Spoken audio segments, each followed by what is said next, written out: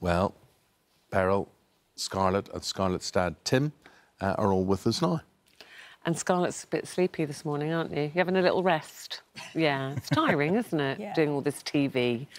Really lovely to meet you. Beryl, I watched the first series and thought she was absolutely delightful and charming. What did you think when you heard about the show? Who asked you to be involved, or did you volunteer to be involved? I volunteered to be involved. The manager at Lark Hill announced that we were going to be involved in another series. So this is Lark Hill Village, which is a community for elderly people in Nottingham. Yeah. And we have a community meeting once a month, and the manager announced that we were going to take part in a show, and people interested go to a certain room afterwards, and I was first there. I'd seen the previous series and loved it so much. I thought I wanted to be a part of that. And how was your life before you took part in this experiment? How were you feeling about life generally? Well, they described me as being lonely, and that's not true. I wasn't. So you got company in the village? Yes. Yeah. But not young people, obviously? No. And Tim, why did you want Scarlett to take part in this whole experiment? It was very unusual, especially for us, because my wife, Scarlett's mum, Sally, died, less than 18 months ago, still now. And, of course, it was a big emotional shock for both of us. But when Scarlett's brilliant Beast and Nursery suggested that this experiment was going to take place and Scarlett might be suitable for it, I thought it was going to give her opportunities that I couldn't give her, to meet new people, and to actually sort of normalise everything that was going on.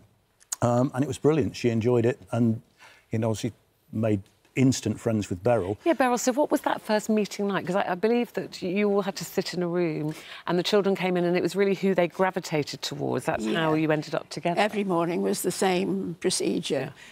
The older people would be sitting there for 10 minutes having a coffee or something, and then the coffee things were cleared away and the door opened and these 10 children ran in. And I was lucky enough to have Scarlett. What did you make of Scarlett? So she ran up to you. What was your first conversation like? Oh, well, she was the first one to speak. She lay across my knee and she said, "And what's your name?" But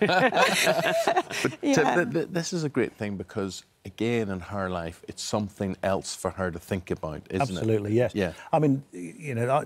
She will always be the little girl whose mum died when she was 3. Sure. But I don't want her to grow up to the woman whose life was blighted by a mum dying when she was 3. There's an amazing part in all of this, which you get to the sports day.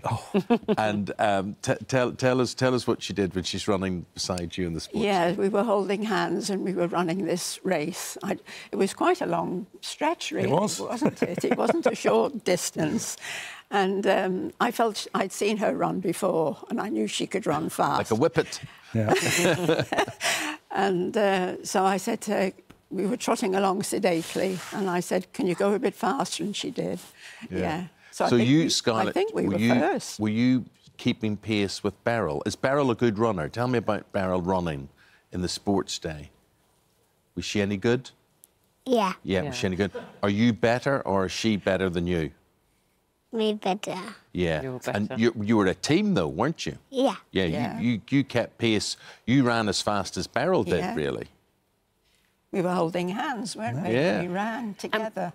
Beryl said when the doors open in the morning and you and all the other children come in, why did you run to Beryl, do you think? Because I chose her. You just chose her. Why did you choose her? Just like the look of her? Is she nice? Yeah. Yeah. That's the right answer. Beryl, your favourite? Do you ever give her a hug? Yeah. Do you want to give her a hug now?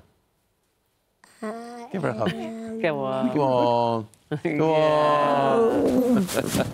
She's my best friend, aren't she? Yeah. That's lovely. That's lovely. It really is lovely. Old People's Home, which I think Beryl is the most amazing idea. I know this is the second time we'll have seen it on telly.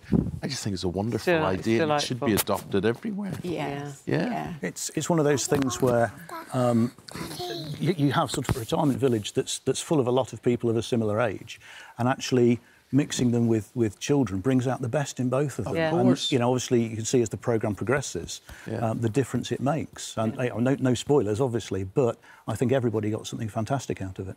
Well, Well done for you and seeing the opportunities, and you know, our condolences to you again on your loss for both of you. But thank you very much indeed.